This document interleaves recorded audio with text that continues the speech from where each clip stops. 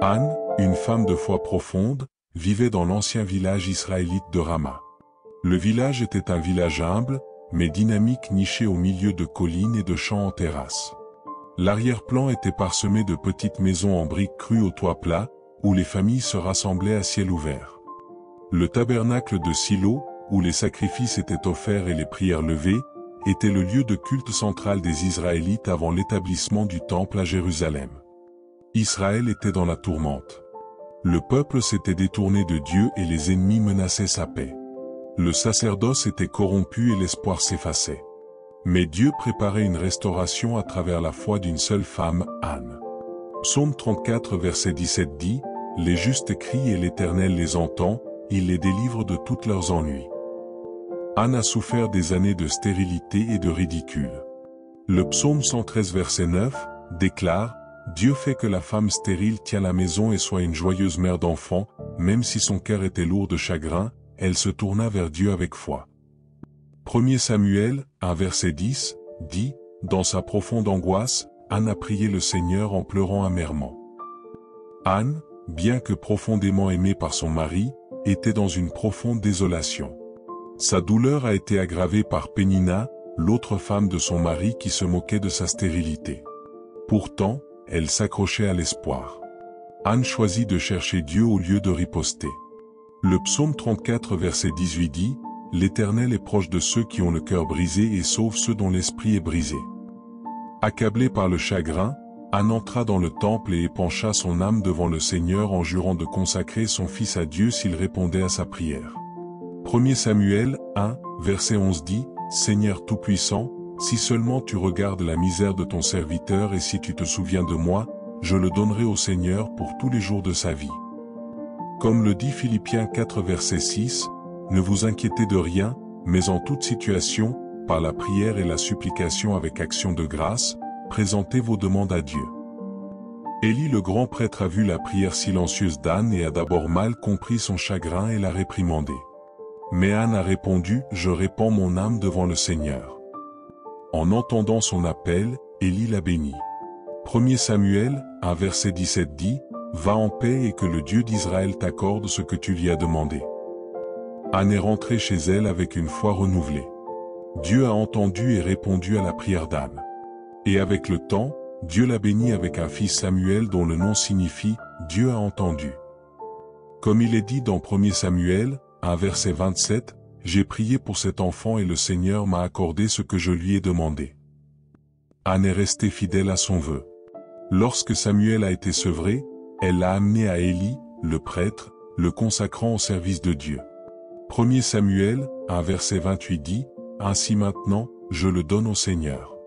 Pour toute sa vie, il sera consacré au Seigneur. » Samuel grandit en sagesse et en faveur alors qu'il servait dans le temple, et apprenait la voix de Dieu sous la direction d'Élie. Contrairement au fils corrompu d'Élie, Samuel était fidèle. Comme il est dit dans 1 Samuel 2 verset 26, « Et le jeune Samuel continua de croître en stature et en faveur devant le Seigneur et auprès de tout le monde. » Une nuit, alors que Samuel était couché dans le temple, il entendit une voix l'appeler par son nom. Il courut vers Élie mais Élie ne l'avait pas appelé. Dieu l'appela. Au début, Samuel crut qu'Élie l'appelait. Finalement, Élie réalisa que c'était le Seigneur.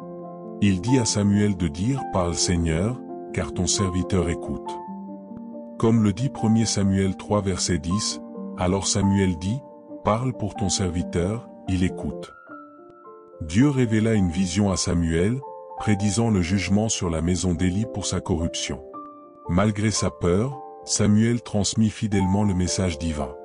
2 Corinthiens 5 verset 20 déclare, « Nous faisons donc les fonctions d'ambassadeurs pour Christ, et Dieu fait appel à travers nous. Nous vous en supplions au nom du Christ, réconciliez-vous avec Dieu. » Samuel raconta à Élie toute sa vision, sans rien lui cacher. Proverbe 29 verset 18 déclare, « Là où il n'y a pas de vision, le peuple périt, mais heureux est celui qui observe la loi. » Puis Élie accepte le message de Dieu et dit « Il est le Seigneur, qu'il fasse ce qui est bon à ses yeux. » Dieu a révélé ses plans à Samuel, le confirmant comme un prophète. Samuel est devenu un prophète respecté et tout Israël a reconnu la présence de Dieu dans sa vie. 1 Samuel 3 verset 19 dit « L'Éternel était avec Samuel pendant qu'il grandissait, et il n'a laissé tomber à terre aucune des paroles de Samuel. » Samuel a appelé Israël à la repentance. Le peuple a jeûné, a prié et s'est détourné de ses idoles. Bien qu'Israël se soit repenti, ses ennemis cherchaient toujours à les détruire. Israël a été vaincu contre les Philistins, à cause de leur désobéissance. L'arche de l'alliance a été prise, et les fils d'Éli ont péri. 1 Samuel 4 verset 22 dit « La gloire a quitté Israël, car l'arche de Dieu a été capturée. » Quand Éli entendit parler de la capture de l'arche, il tomba à la renverse et mourut. Cela marqua la fin d'une ère de déclin spirituel. 1 Samuel 4 verset 18 dit « Lorsqu'il mentionna l'arche de Dieu, Éli tomba à la renverse de sa chaise. Il mourut, car il était un vieil homme et lourd. » Les Philistins, après avoir vaincu les Israélites, capturèrent l'arche de l'Alliance. Cela leur causa des fléaux. Après 7 mois de souffrance, les Philistins, conseillés par leurs prêtres et leurs devins, décidèrent de rendre l'arche aux Israélites, accompagnée d'une offrande de culpabilité. Ils réalisèrent qu'ils ne pouvaient pas résister à la puissance de Dieu. 1 Samuel 5 verset 11 dit « Renvoyez l'arche du Dieu d'Israël, qu'elle retourne à sa place. » Craignant la colère de Dieu, les Philistins rendirent l'arche à Israël avec des cadeaux en or en offrande. 1 Samuel 6, verset 13 dit « Les habitants de Beth-Shemesh moissonnaient leur blé. Ils se réjouirent à sa vue. » Beth-Shemesh est une ville de la région d'Israël connue comme le lieu où l'arche de l'Alliance a été rendue par les Philistins. Et comme le dit le psaume 20 verset 7, « Certains font confiance aux chars de guerre et d'autres aux chevaux, mais nous faisons confiance au nom de l'Éternel notre Dieu. » Samuel pressa Israël à se détourner des faux dieux et à chercher le Seigneur de tout leur cœur. 1 Samuel 7 verset 3 dit « Si vous revenez au Seigneur de tout votre cœur, débarrassez-vous des dieux étrangers et des Astartés et confiez-vous au Seigneur. » Les Israélites se rassemblèrent à Mispa, qui est un lieu de rassemblement et de culte, pour jeûner et confesser leurs péchés devant le Seigneur. 1 Samuel 7 verset 6 dit « Ce jour-là, ils ont jeûné et ont confessé que nous avons péché contre le Seigneur. » Alors qu'Israël s'est repenti, les Philistins se sont préparés à une autre attaque, mais cette fois, Dieu s'est battu pour son peuple.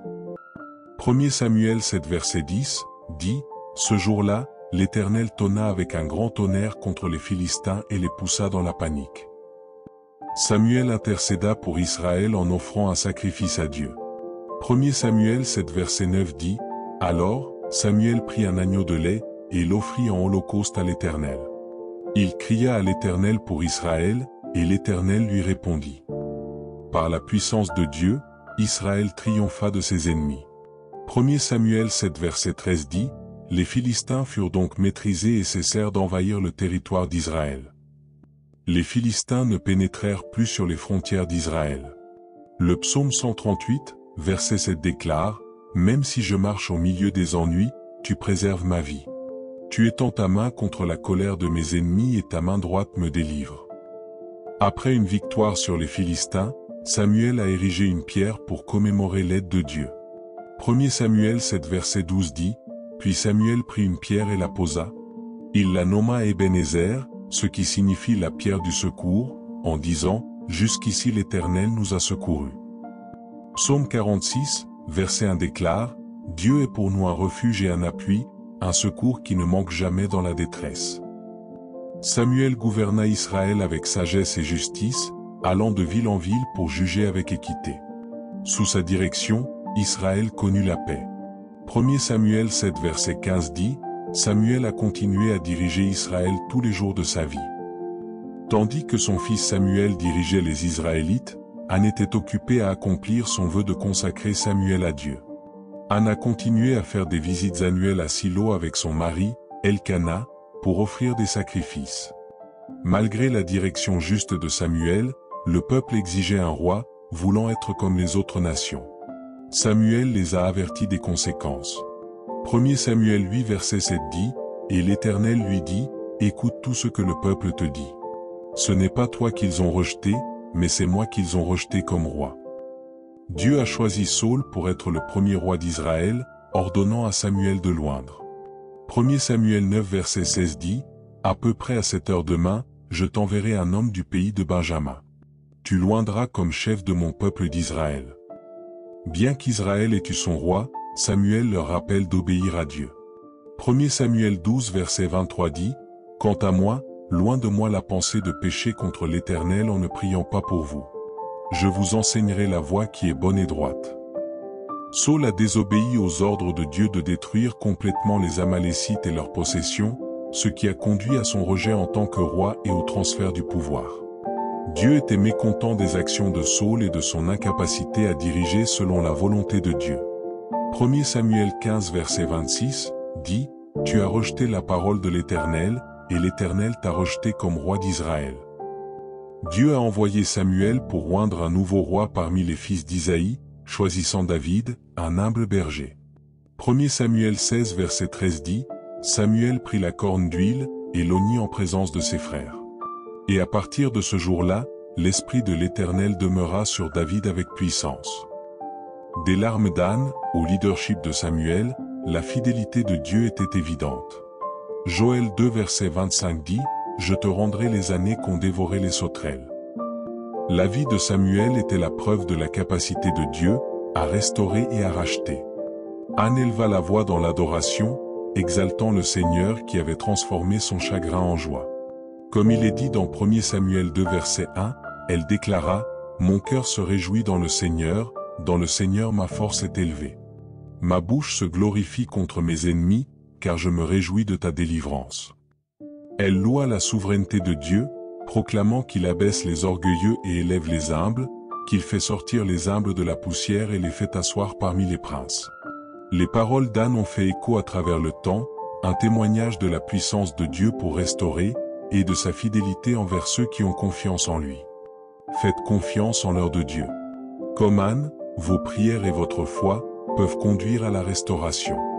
Comme le dit Lamentation 3 versets 22 et 23, « À cause du grand amour du Seigneur, nous ne sommes pas consumés, car ses compassions ne manquent jamais.